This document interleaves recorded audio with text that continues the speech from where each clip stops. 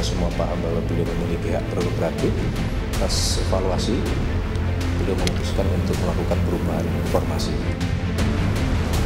Kita sudah pelajari kelemahannya, ke depan akan kita perbaiki. Mungkin 2 bulan 3 bulan sekarang Indonesia cerah kelihatan lagi. Tadi kami sempat di briefing sebentar oleh Presiden, secepat mungkin, sesegera mungkin untuk bekerja.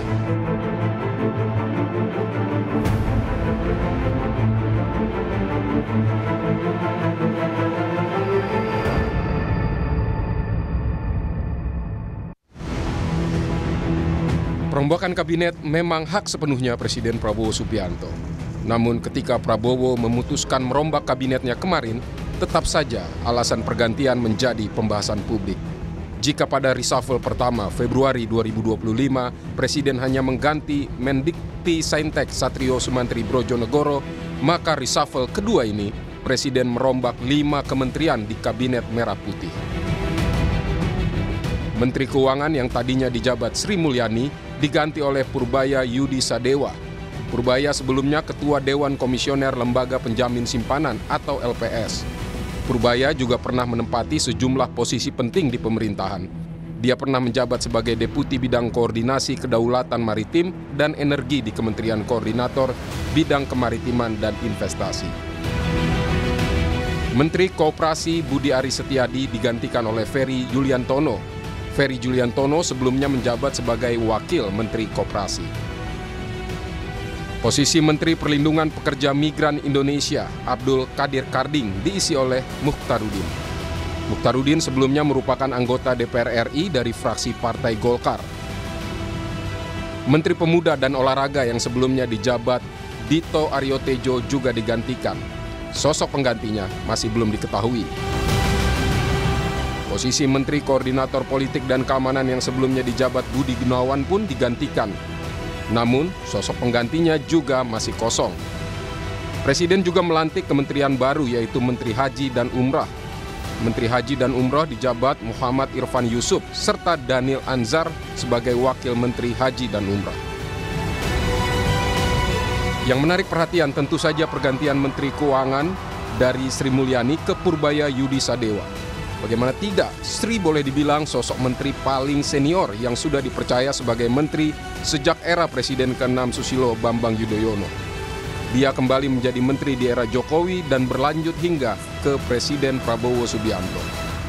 Kegelisahan jiwamu kasih, dan nanti takkan kecewamu. Pegawai Kementerian Keuangan pun melepas dengan penuh haru Sri Mulyani. Dalam pidato perpisahan, Sri meminta para pegawai bekerja dengan penuh dedikasi dan integritas, serta membantu Menteri Keuangan baru, Purbaya Sadewa. Jalankan dan lanjutkan tugas dengan amanah, profesional, kompeten, dan jaga selalu integritas. Bantu pimpinan yang baru dan terus melaksanakan tugas dengan dedikasi. Saya pamit undur diri pagi hari ini dan mohon mulai saat ini untuk kami dihormati ruang privasi kami atau ruang pribadi saya sebagai warga negara biasa. Sepekan sebelumnya Sri Mulyani terkena musibah ketika aksi penjarahan terjadi di rumahnya di kawasan Bintaro. Sri Mulyani menyebut usai penjarahan dia tetap hadir di Istana Negara mengikuti rapat kabinet bersama Presiden Prabowo Subianto dan Wakil Presiden Gibran Rakabuming untuk membahas langkah-langkah mengembalikan ketertiban. Sementara pergantian Menteri Perlindungan Pekerja Migran Abdul Qadir Karding tak lama setelah heboh fotonya dan Menteri Kehutanan Raja Juli Antoni bermain domino dengan bekas tersangka kasus pembalakan liar Aziz Welang. Dalam klarifikasinya, Karding minta publik tak menyalahkan Raja Juli sebab dirinya bertanggung jawab penuh saat mengundang Raja Juli main domino. Yang ngundang Pak Raja Juli itu saya dan itu di posko saya. Jadi kalau ada apa-apa saya tanggung jawab penuh. Tapi salahkan Raja Juli. Tapi personal kenal nggak sih Pak sama Aziz Welang itu? Nggak kenal. Saya aja baru kenal setelah saya jadi seksi, jadi setelah ada kejadian baru saya kenal. Dan clear juga dia secara hukum gak ada masalah. Sebelumnya, Abdul Qadir Karding juga menjadi sorotan setelah sempat meminta warga negara Indonesia mencari pekerjaan di luar negeri saja. Namun, Karding kemudian memberikan klarifikasinya. Konteksnya saya bicara itu adalah tidak ada istilah mengusir. Saya mengatakan bahwa ada alternatif pilihan yang cukup menjanjikan, yaitu bekerja di luar negeri. Saya harus menjadikan peluang kerja di luar negeri ini sesuatu yang dapat membantu mengurangi pengangguran, kemiskinan, dan juga berdampak pada pertumbuhan ekonomi masyarakat. Sosok yang juga di-reshuffle adalah Budi Ari Setiadi yang menjabat Menteri Koperasi. Sebagai pendiri Relawan Projo, Budi Ari dikenal sebagai loyalis Presiden ke-7 Joko Widodo. Di era Joko Widodo, Budi sempat menjabat sebagai Menteri Komunikasi dan Informatika.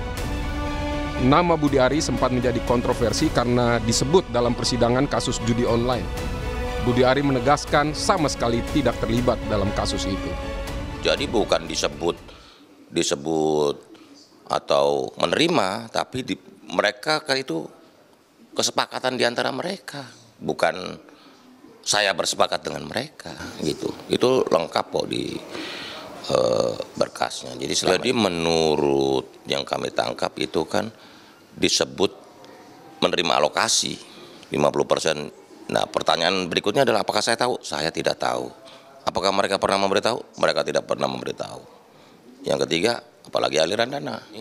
Media mengutip tergesa-gesa atau misleading atau memframing dan cenderung fitnah ke saya.